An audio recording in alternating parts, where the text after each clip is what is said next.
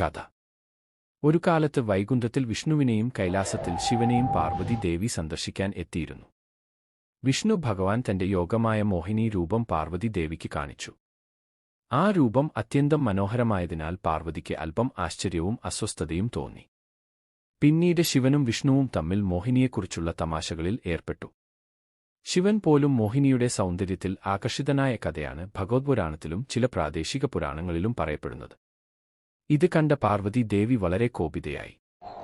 അവൾ പറഞ്ഞു, എന്നുടെ ഭർത്താവ് ശിവനും ലോകത്തെ രക്ഷകൻ വിഷ്ണുവും സ്ത്രീരൂപത്തിലേക്കും മോഹത്തിൽപ്പെടുകയാണെങ്കിൽ ഭൗമലോകത്ത് ധർമ്മം നിലനിൽക്കുമോ?